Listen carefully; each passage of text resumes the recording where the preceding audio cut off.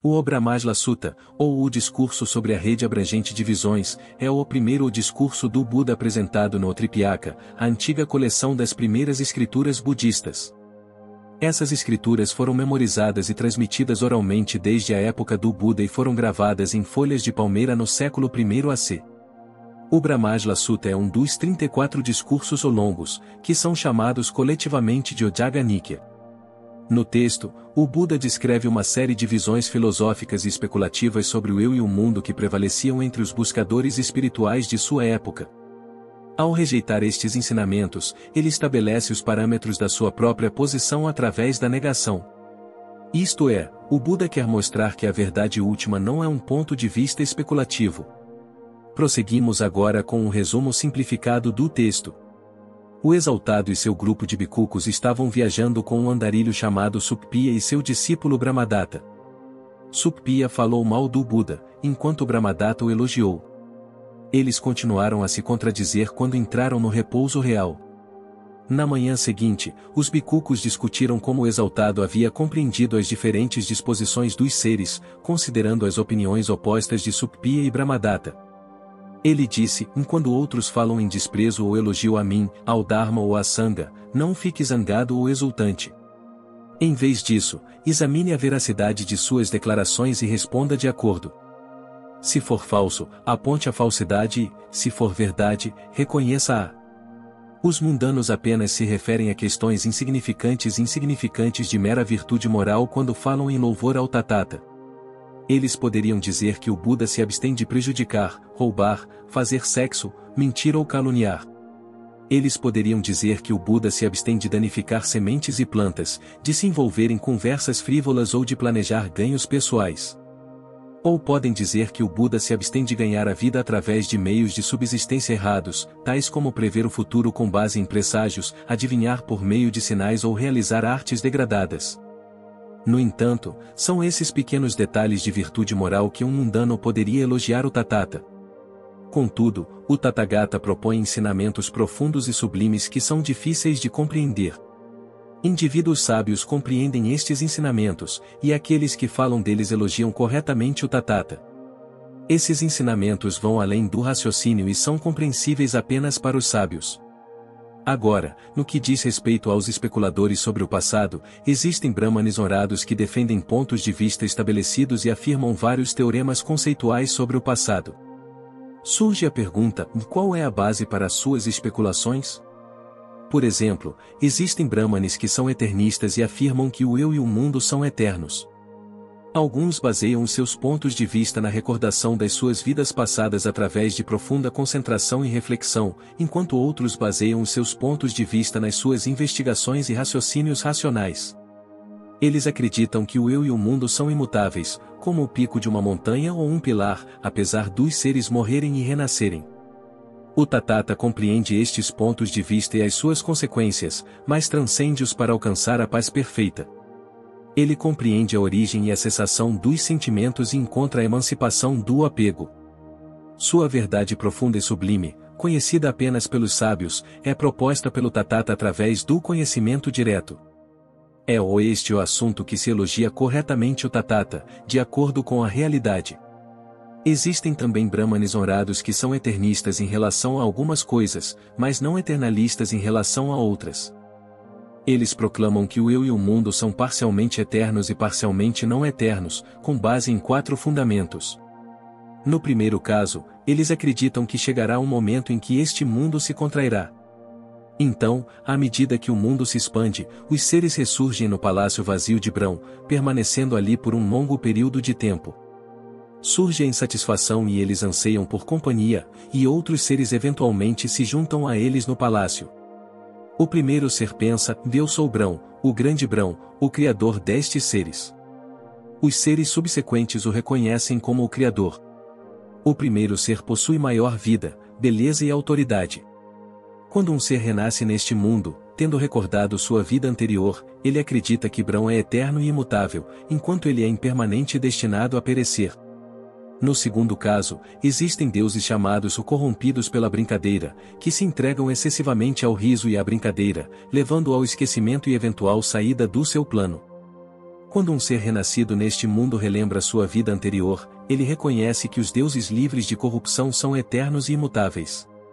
No entanto, como deuses corrompidos pela brincadeira, eles se entregaram excessivamente e tornaram-se esquecidos, resultando na sua partida. Agora, neste mundo, eles são impermanentes e estão destinados a perecer. No terceiro caso, existem deuses chamados de corrompidos pela mente ou que invejam excessivamente e nutrem raiva uns dos outros. Essa corrupção leva à exaustão de seus corpos e mentes, e eles eventualmente morrem em seu plano. Quando um ser renascido neste mundo relembra sua vida anterior, ele percebe que os deuses livres da corrupção mental são permanentes e imutáveis. No entanto, como deuses corrompidos pela mente, eles se entregaram à inveja e à raiva excessivas, resultando em exaustão e afastamento. Agora, neste mundo, eles são impermanentes e estão destinados a perecer. No quarto caso, alguns brahmanes honorados defendem a opinião de que os sentidos físicos são impermanentes e sujeitos a mudanças, enquanto a mente ou consciência é permanente, estável e eterna. Eles baseiam sua crença no raciocínio, na investigação e na contemplação pessoal. Novamente, o Tathagata compreende esses pontos de vista e suas consequências, mas também os transcende, alcançando um estado de paz perfeita através do desapego. Compreendendo a origem e a cessação dos sentimentos, sua natureza e o caminho para a liberação, o Tathagata é emancipado. Este ensinamento profundo e sutil, difícil de compreender e compreender, é exposto pelo Tathagata com base no conhecimento direto. Aqueles que realmente entendem a realidade elogiariam este ensinamento. Além disso, os brahmanes têm opiniões conflitantes sobre a finitude ou infinitude do mundo. Alguns baseiam as suas opiniões na concentração profunda, enquanto outros baseiam as suas opiniões na investigação racional. O Tathagata também compreende estes pontos de vista e suas implicações, transcendendo-os para alcançar a paz perfeita. Esses ensinamentos profundos são elogiados por aqueles que os compreendem. Quando outros brahmanes são questionados sobre certos assuntos, eles recorrem a declarações evasivas e equivocadas com base em 4 motivos diferentes. Por que eles fazem isso? No primeiro caso, um brahmane não tem compreensão do que é saudável e do que não é. Temendo declarações falsas, abstém-se de rotular qualquer coisa como tal, recusando-se a afirmar ou negar qualquer coisa definitivamente. No segundo caso, um brahmane não tem compreensão do que é benéfico e prejudicial, mas teme o surgimento do desejo, da luxúria, do ódio e da aversão, e assim se abstém de declarar qualquer coisa como tal. No terceiro caso, um brahmane novamente carece de compreensão do que é saudável e prejudicial, e teme ser desafiado por debatedores sábios e habilidosos, que podem questionar os seus pontos de vista e refutar as suas declarações. Para evitar angústia e obstáculos, ele se abstém de declarar qualquer coisa como saudável ou prejudicial. E no quarto caso, um certo brahmane é simplesmente estúpido e estúpido. Quando questionados sobre vários pontos, respondem com afirmações evasivas e equívocos intermináveis. Eles não afirmam nem negam, evitando qualquer posição definitiva. Isto se aplica a questões sobre a existência de um mundo além, o renascimento espontâneo, as consequências das ações e a existência do Tathagata após a morte. Alguns brahmanes proclamam a origem fortuita do eu e do mundo com base em 2 motivos. Por que eles fazem isso? Eles argumentam que um ser chamado de Deus sem percepção contínua desaparece de seu plano quando a percepção surge. Depois de renascer neste mundo e de se tornar um sem-abrigo, através da concentração e da reflexão, eles recordam o surgimento da percepção, mas nada anterior a ela. Eles concluem que o eu e o mundo se originam fortuitamente porque não existiam antes, mas agora existem. Da mesma forma, com base em 18 fundamentos diferentes, alguns brahmanes especulam sobre o passado e afirmam teoremas conceituais sobre ele. O Tathagata entende isso e compreende as consequências destes pontos de vista. Esses aspectos profundos e sutis são difíceis de perceber e compreender, mas o Tathagata os percebeu e os compartilha com os sábios. Aqueles que verdadeiramente elogiam o Tathagata falam sobre estes ensinamentos de acordo com a realidade. Os brahmanes também especulam sobre o futuro e afirmam vários teoremas conceituais sobre ele. Por exemplo, alguns brahmanes proclamam que o eu sobrevive com percepção contínua após a morte. Outros afirmam que o self sobrevive sem percepção contínua, enquanto outros argumentam que o self não sobrevive nem com percepção contínua nem sem ela. Quais são as razões das suas opiniões? Essas várias visões baseiam-se nas ideias de que o eu é, de material, imaterial, ambos ou nenhum. Finito, infinito, ambos ou nenhum. De percepção uniforme, de percepção diversificada, de percepção limitada ou de percepção ilimitada. Ou exclusivamente feliz, exclusivamente infeliz, ambos ou nenhum. O Tathata compreende estes fundamentos, e aqueles que verdadeiramente elogiam o Tathata falam sobre isso de acordo com a realidade. Existem também Brahmanes que proclamam a aniquilação de um ser existente após a morte. Quais são as razões das suas opiniões? Afirma-se que o eu, composto pelos 4 elementos, é completamente aniquilado com a dissolução do corpo. E outros negam que o eu seja aniquilado com a dissolução do corpo, por diversas razões. Um segundo responde que existe um outro eu, divino e com forma material, que pertence à esfera dos sentidos e que é aniquilado na morte. Um terceiro responde que existe um outro eu, divino e com forma material, completo em todos os seus membros, que é aniquilado na morte. Um quarto responde que existe um eu ainda mais profundo que pertence à base do espaço infinito, que é aniquilado na morte. Um quinto responde que existe um eu ainda mais profundo que pertence à base da consciência infinita, que é aniquilado na morte. Um sexto responde que existe um eu ainda mais profundo que pertence à base do nada, que é aniquilado na morte.